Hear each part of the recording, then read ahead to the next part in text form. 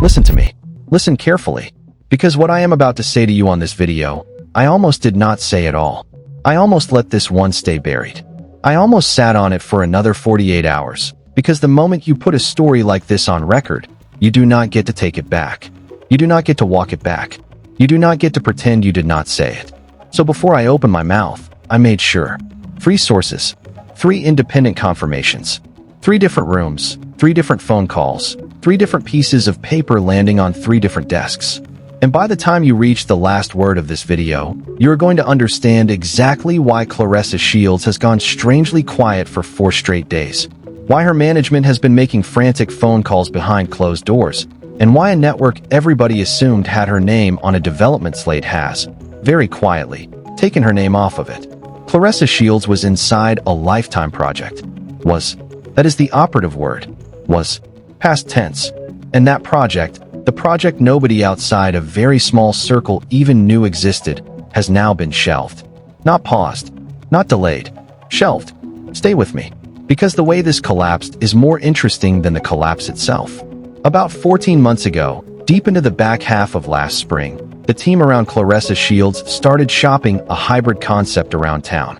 A docu-drama, half scripted, half observational, half pageantry, all built around the boxer's story out of Flint, Michigan, and her climb from the amateur circuit to Olympic gold. On paper, it was the kind of pitch every network executive prays for. Inspirational, female-led, sports underdog, built-in social media audience. A protagonist with controversy attached, which in 2026 is not a liability, it is a marketing budget. 3 networks bit. 2 of them passed within a couple of weeks, citing scheduling overlap. The third one moved into active development. The third one was Lifetime. And anybody who understands the cable landscape knows what that means. Lifetime is not a network. Lifetime is a factory. 30 to 40 original films a year. A locked-in Saturday night female audience. A press machine that knows exactly how to weaponize a tabloid cycle into a viewership spike. They have an entire genre lane that nobody else in cable can touch, and they protect that lane like a fortress. When Lifetime decides a story belongs to them, it belongs to them. So when the Shields camp landed in development at Lifetime, the people in her circle started celebrating early. Maybe too early. Because there was already a name on the working title. There was already a producer attached. There was already a tentative window for a 2026 broadcast. There were already conversations about a soundtrack partner. And then Remy Ma walked through the door. I want you to picture how this happened, because the timing is everything. The timing is the whole story. Remy Ma did not just get a Lifetime premiere. She got the kind of premiere where a network leadership team flies in from out of state to be in the room. She got the kind of premiere where the network's marketing department writes a 30-day campaign around one woman's face. She got the kind of premiere where the suits start whispering the words multi-picture deal before the credits even roll. And the title attached to her was not a one-off. It was a calling card. The film was called Don't Trust the Girls Upstairs. And the moment it hit the schedule, the calculus inside Lifetime quietly, irreversibly, shifted. Because here is the brutal arithmetic of cable television. A network cannot run 2 competing narratives in the same news cycle. A network cannot promote a Remy Ma vehicle and a Claressa Shields docu-drama in the same press window when the 2 figures attached to those projects are publicly antagonizing each other on social media. That is not how marketing works. That is not how brand management works. That is not how a publicly traded parent company protects its quarterly numbers from a litigation headline. 2 competing assets, 2 competing fan bases, 2 competing public personas, all squeezed under one network logo, is not a roadmap to ratings. It is a roadmap to a lawsuit. So when Remy Ma went from talent to asset, the Claressa Shields docu-drama entered what people inside the industry call competitive pause. That is the polite term. That is the version they put in writing. The honest version, the version they say in the parking garage afterwards, is, "We are quietly killing this." Competitive pause is a phrase you put in an email so that nobody can quote you later. It does not mean delayed. It does not mean revised. It means parked in a hallway no producer is allowed to walk down. And here is the part one want you to write down. The competitive pause happened 4 months ago. 4 months ago. Before any of the public drama. Before the repost. Before the cameo cycle. Before the screenshots. Before the deleted captions. The shelving was already in motion before the audience even knew there was a fight. Claressa Shields was already being managed out of the building, and she did not know it, and her fans did not know it, and the only people who knew it were the 3 executives, 2 assistants, and 1 producer who signed off on a document that essentially said, in network language, hold position, reassess in Q4. That document existed. That document is the reason I am making this video. Now here is where the politics gets ugly. Because everybody assumes that when a network shelves a project, it is because of money, or because of ratings projections, or because of a scheduling conflict. Sometimes that is true. Sometimes it is not. In this case, the people I talked to, all 3 of them, used a word I want you to hear. They used the word liability. They did not use the word costly. They did not use the word risky. They used the word liability. And in the language of network development, that word is a hatchet. A liability does not get paused. A liability gets removed. A liability gets quietly disappeared into a folder marked turnaround, while the publicists draft a press line about creative differences. That is the world Claressa Shields is in right now. She just does not know it yet. Or she does know it. And that is why she has not posted a personal photo in 4 days, which is the longest stretch of silence we have seen from her in 3 years. Stay locked in, because there is more. Let me walk you through the premiere night. The night everything got worse. The night a private problem became a public one. Because up until the moment the Remy Ma premiere actually aired, the Lifetime situation was salvageable. Painful, but salvageable. Quiet, but recoverable. A good crisis manager could have walked Claressa Shields back from the cliff with a single well-timed statement and a sympathetic morning show appearance. But Claressa Shields did not hire a crisis manager that night. Claressa Shields hired her own thumb, and her thumb hit the repost button. I want you to understand exactly what happened in that 30-second window, because 30 seconds is all it took to take a competitive pause and turn it into a quiet shelving. While the Remy Ma premiere was running on Lifetime, while the network's social channels were pumping promo clips, while the executives who had quietly paused the Shields docu-drama were watching their own monitors and tallying their own ratings, Claressa Shields pulled up an old cameo she had done years earlier and reposted it. With caption, with timing, with clear intent. The repost was not subtle. The repost was a shot fired across a network's bow, and the people inside that network saw it. They saw it instantly. They saw it before the audience finished processing it. And here is the inside-the-room conversation, paraphrased from one of my 3 sources. An executive at Lifetime, watching the timeline light up with the Shields repost, reportedly said the following, and I am quoting as carefully as I am able to, because language matters at this level. The executive said, "We cannot keep an asset on our development slate who is publicly antagonizing another asset on our network. That is a tortious interference exposure we do not need, and it is a brand crisis we will not absorb." End quote. Paraphrased. Translate that out of network language and into plain English. Translate it out of legalese and into the language of a person sitting on a couch watching this video. What that executive said was this: "We were going to keep your project on life support. We were going to give it a chance to wake up in Q4. We were going to revisit. But you just attacked a woman whose face is on our promotional materials. You just gave us, the network, a legal liability we did not ask for. So now your project is not paused. Now your project is dead." And that is the moment the shelving happened. Not in a boardroom. Not in a press release. Not in a memo. In a 30-second window of bad judgment, broadcast live to a public that had no idea the stakes were that high. Claressa Shields, whether she understood it or not, was still technically inside the Lifetime development pipeline when she hit that repost button. And by hitting it, she effectively signed her own removal letter. Bookmark me on that, because the press release is coming. It is going to be wrapped in language about strategic recalibration and creative direction. It is going to be timed for a Friday afternoon, because that is when networks bury news they do not want covered. But you heard it here first. The shelving is real. The shelving is done. The shelving is not coming back. Now, I want to address the rumor. Because the rumor has been bouncing around the industry for months, and I have watched it get distorted in real time. The rumor is the $8 million figure. The rumor is the number that keeps showing up in every article about Claressa Shields without anybody ever explaining what is inside it. So let me explain it, because I have seen the structure, or at least a version of it, walked through by somebody who would know. The 8 million number is not a single deal. The 8 million number is a stack. The stack has 2 floors. The first floor is a baseline boxing endorsement package, layered across multiple brands, structured as a guaranteed minimum with performance escalators. That portion is real. That portion exists. That portion is not in jeopardy in the immediate term, although it may be in jeopardy in the long term, depending on how this story continues to unfold.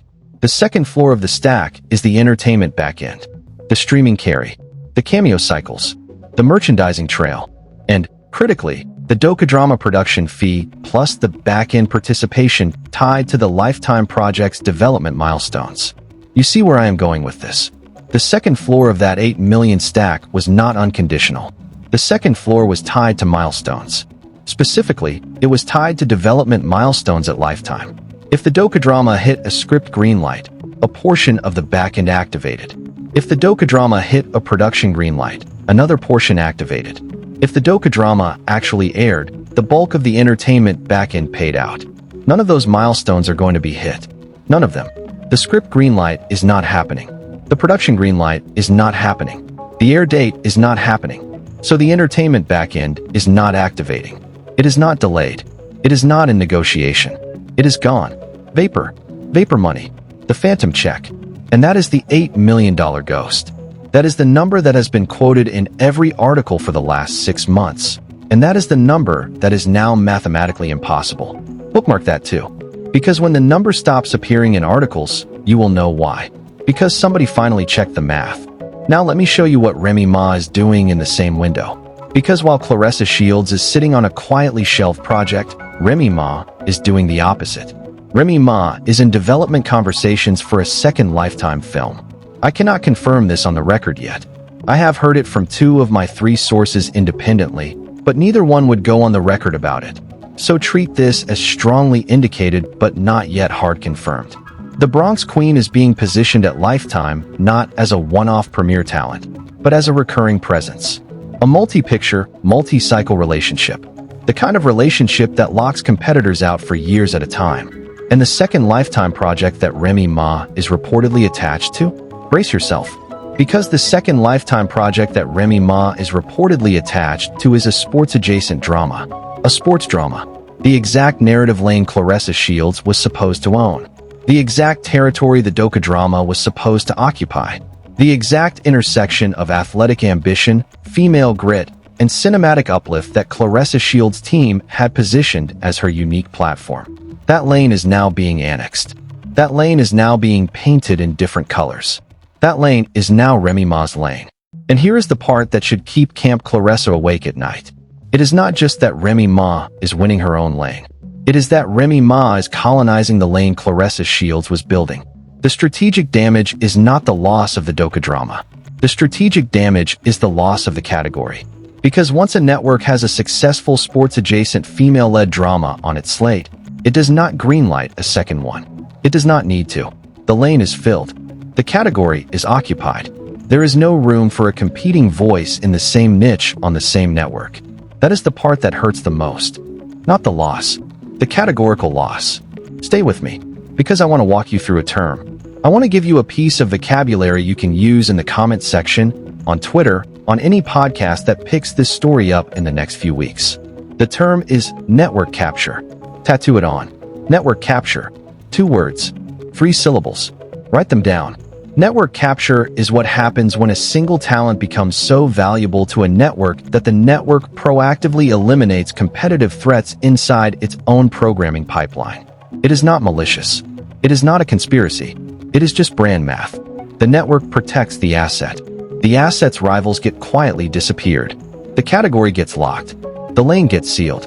And the rival, the one who got captured out, often does not even know it happened until months later, when the press release lands and the headline reads, "Creative Differences." Remy Ma has achieved network capture at Lifetime. Claressa Shields has been captured out. That is the diagnosis. That is the verdict. That is the language industry insiders are using in private right now. And that is the language you are now equipped to use publicly.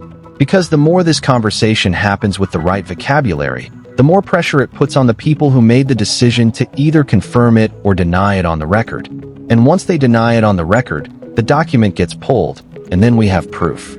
So drop network capture in the comments. Make me happy. Tag a friend who tracks this stuff. Send this to anybody who has been arguing about the $8 million number for the last 6 months, because now they know what the 8 million was, where it lived, and why it is gone. Now let me walk you forward. Let me walk you into the next 30 days. Because predictions are easy when you have 3 sources. Predictions are easy when the math is already locked. So write these down, because I am going to be back to check them. Prediction number 1. Within the next 30 days, a publication like Variety or The Hollywood Reporter will reference, in passing, an untitled Claressa Shields project and turnaround. It will be a single sentence in a longer article. It will not be the headline. It will be buried 2/3 of the way down a story about something else entirely. That single sentence is the industry's polite way of confirming what I just told you. Turnaround is industry vocabulary for clinically dead. Turnaround is the moored tag of cable development. Prediction number 2. Within the same window, Claressa Shields will surface a new entertainment announcement with a different platform. Possibly a streaming service. Possibly an independent documentary house. Possibly a podcast network expanding into video. Whichever it is, the announcement will be framed as a strategic pivot, not as a forced exit. There will be a quote about creative freedom. There will be a quote about wanting to control her own narrative. There will be a quote about a more authentic storytelling format. The quote is the cover. The reality is the capture out from Lifetime. Prediction number 3. Within roughly the same window, Remy Ma will announce a second Lifetime project. Not a rumor, not a tease, an actual announcement, with a release window, with a production company attached, and with a co-star reveal designed to dominate the news cycle for 48 hours. The announcement itself will be the final nail. Because the moment that announcement lands, the strategic territory is officially conceded, and there is no path back into the Lifetime ecosystem for Camp Claressa for at least 3 years. 3 years. That is a long time in a sports career. That is a long time in an entertainment career.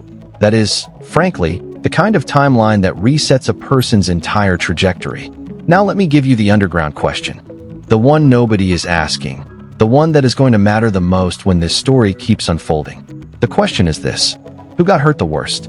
Because there is a clean narrative answer to that, and there is an actual answer to that, and they are not the same. The clean narrative answer is Claressa Shields. She lost the project.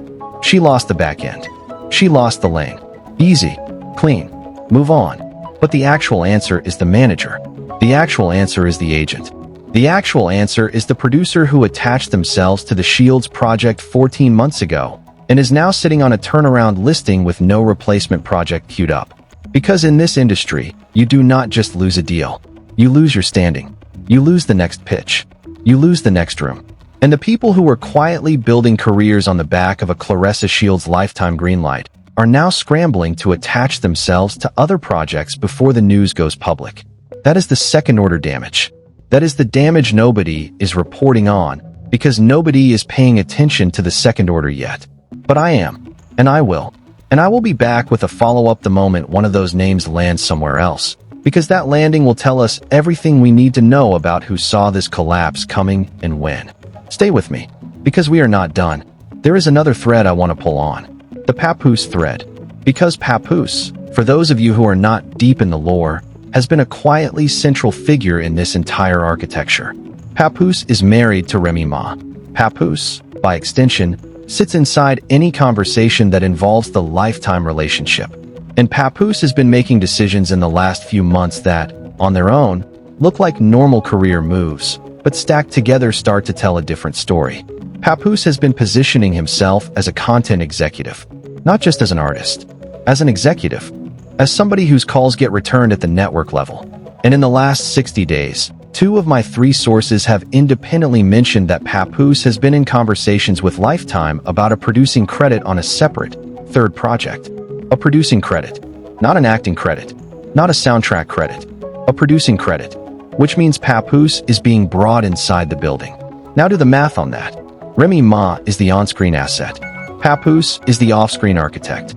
The 2 of them, working in tandem, are building a structural moat around Lifetime's hip-hop adjacent female-led content slate.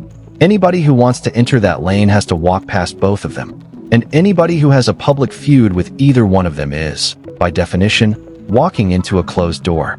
Claressa Shields had a public feud with Remy Ma. That public feud now overlaps with a closing door at the executive level, which means Claressa Shields was not just shelved because of a brand management problem. Claressa Shields was shelved because the room she was trying to walk into now has guards posted at the door, and the guards work for the people she was publicly fighting with. That is the architecture. That is how network capture actually happens at the operational level. Not in a single meeting, not in a single decision. In a slow, quiet, methodical layering of relationships, contracts, and producing credits that, over the course of 6 to 12 months, makes a lane impossible to enter from the outside. Remy Ma and Papoose did not just win a slot. They built a fortress. And Claressa Shields, whether she understood the architecture or not, walked into the fortress with a megaphone and tried to fight the people inside. You do not win that fight. Nobody wins that fight. The fortress wins. Pause. Breathe. Because I want to make sure you are hearing me clearly on one specific point. I am not telling you that Claressa Shields is finished. I am not telling you that her career is over. I am not telling you that she cannot come back.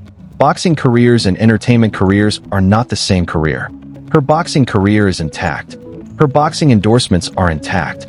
Her competitive future, inside the ring, is intact. What is not intact is the entertainment pivot, the crossover, the transition from athlete to media asset.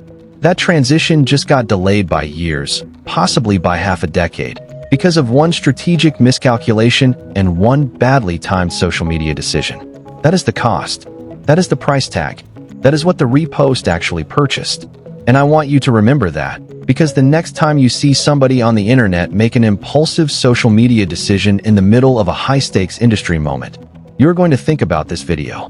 You're going to think about Claressa Shields. You're going to think about the $8 million ghost. You're going to think about the docu-drama that was supposed to air in 2026 and is now never going to air at all. And you are going to remember that every repost has a price tag.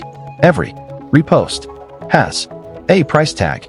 Now let me bring this home. Let me close some of the loops I have left open, because I have left open more than one, and I want to be honest with you about which ones I am closing tonight and which ones I am leaving open for the follow-up. Loop 1. The $8 million number. Closed. The entertainment backend is gone. The baseline boxing endorsements remain. The total stack is now closer to 3 to 4 million, depending on how performance escalators play out over the next 12 months. Loop 2. The Lifetime project. Closed. Shelved. Not paused. Shelved. Will not be referenced publicly for at least 60 days, but will quietly appear in a turnaround listing inside that window. Loop 3. The Remy Ma second project. Open.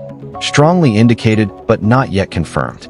I will be back with hard confirmation the moment one of my sources signals green light. Loop 4. The Papoose producing credit. Open. Quietly progressing. Possibly the most consequential thread of this entire story, because if Papoose lands a producing credit inside Lifetime, the network capture is not just at the talent level. It is at the executive level too. And that changes the entire industry math for any female hip-hop adjacent talent trying to enter Lifetime over the next 3 years. Loop 5. The second-order damage. Open. The agents, managers, and producers attached to the Shields project are now in a quiet freefall, and where they land in the next 90 days will tell us a lot about who saw this collapse coming and who was caught flat-footed. 3 closed loops. 2 open loops. That is the inventory. That is where we are tonight. And I will be back the moment any one of those open loops moves.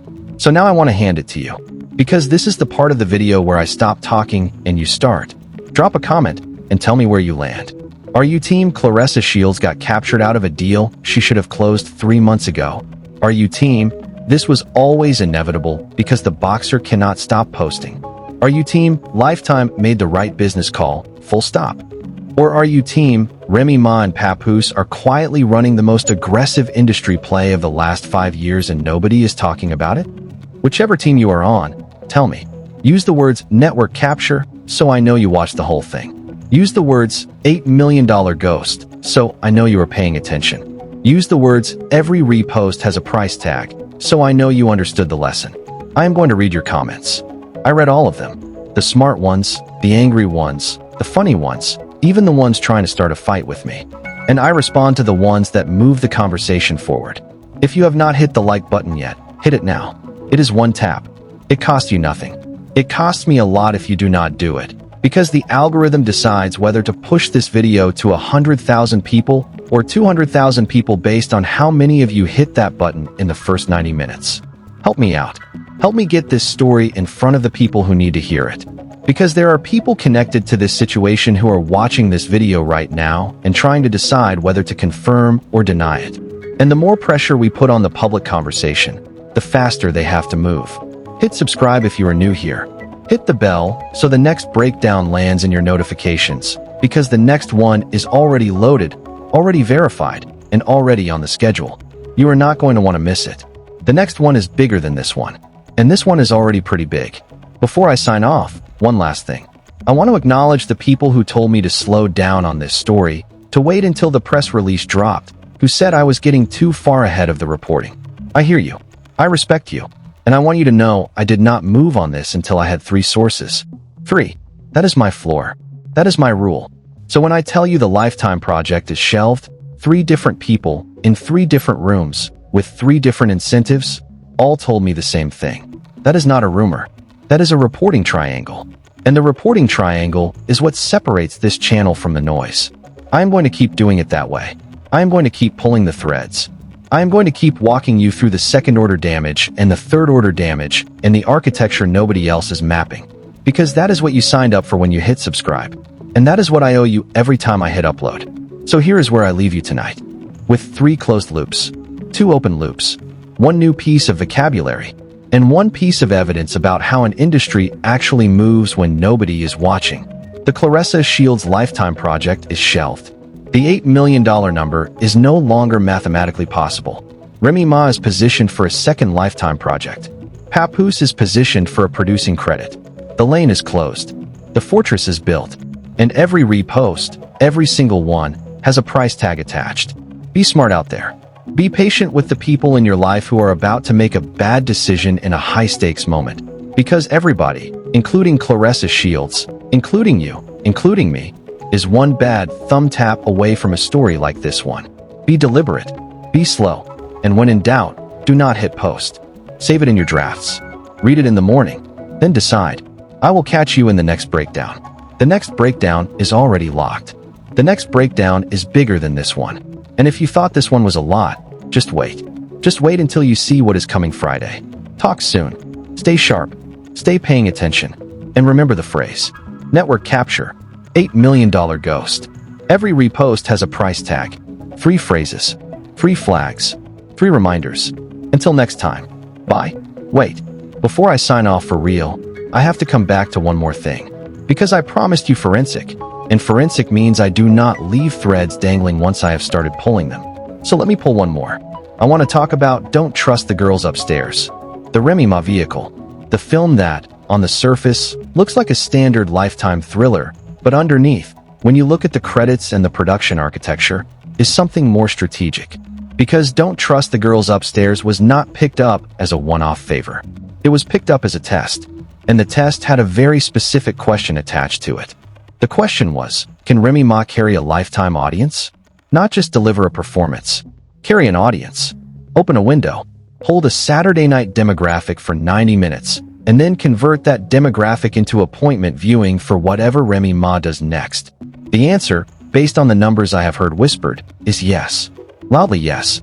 Premiere night ratings for Don't Trust the Girls Upstairs reportedly outperformed the network's internal projection by a margin that triggered an immediate green light conversation for follow-up content. The network did not have to debate it. The network did not have to take a second meeting. The decision-makers in the room reportedly said the word more before the credits even finished rolling. More Remy Ma. More projects in that lane. More Saturday night appointments built around her face. Now think about what that means for the other side of this story.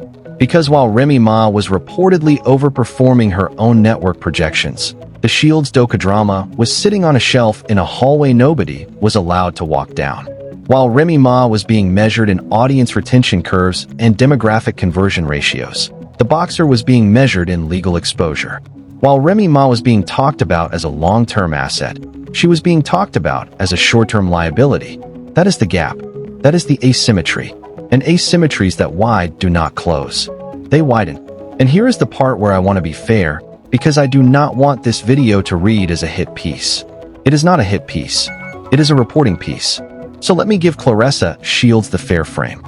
She is one of the most accomplished female boxers in the history of the sport. That is not in dispute. Olympic gold, world championship belts, a documented climb out of Flint, Michigan that, on the merits alone, would justify a docu-drama treatment at any network in the country. Her resume is not the problem. Her record is not the problem. Her competitive credentials are not the problem. The problem is timing. The problem is positioning.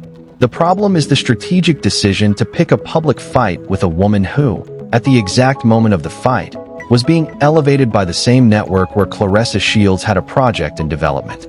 That is the unforced error. That is the self-inflicted wound.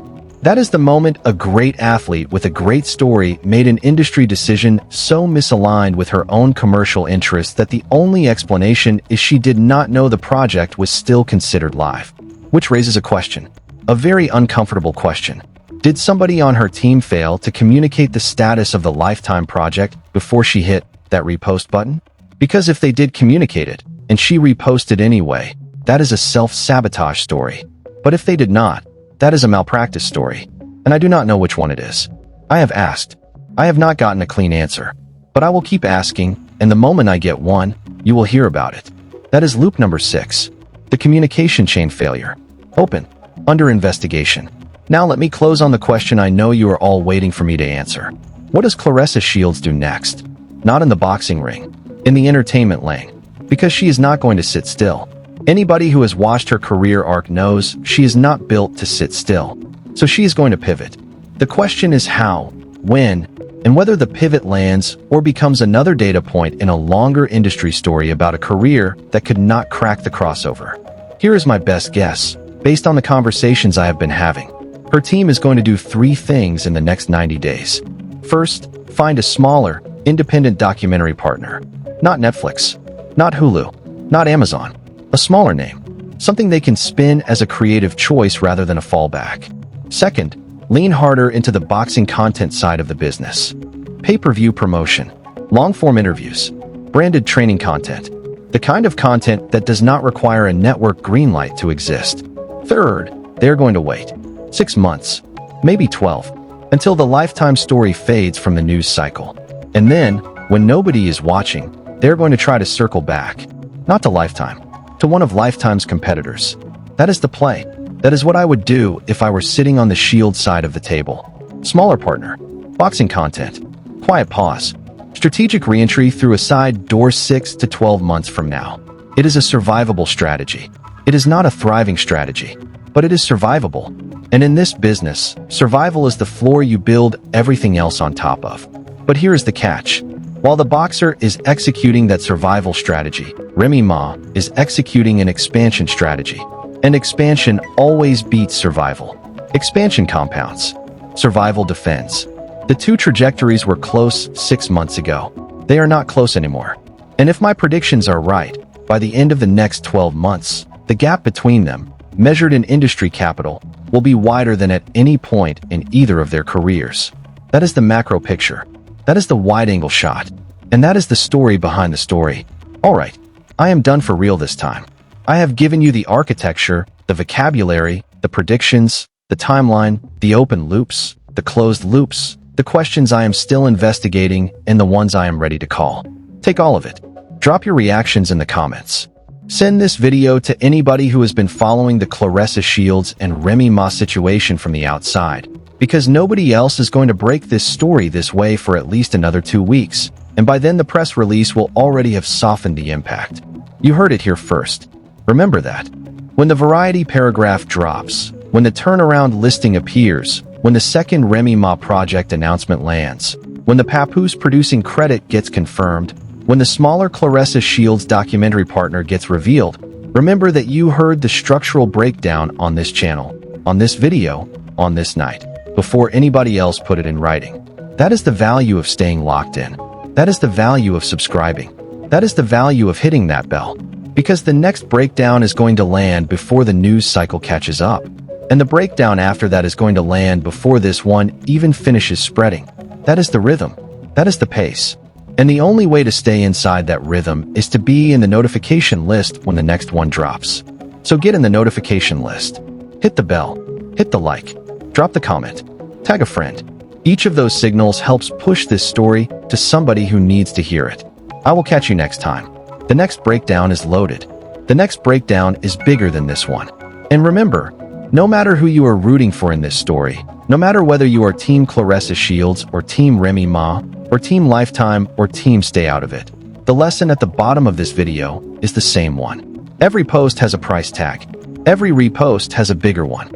And in an industry where one thumb tap can shelve a multi-million-dollar project, the smartest move you can make is the one you do not make. Save it in your drafts. Sleep on it. And if it still feels right in the morning, then maybe hit post. Until next time, be sharp, be patient, be paying attention. Talk soon. Bye.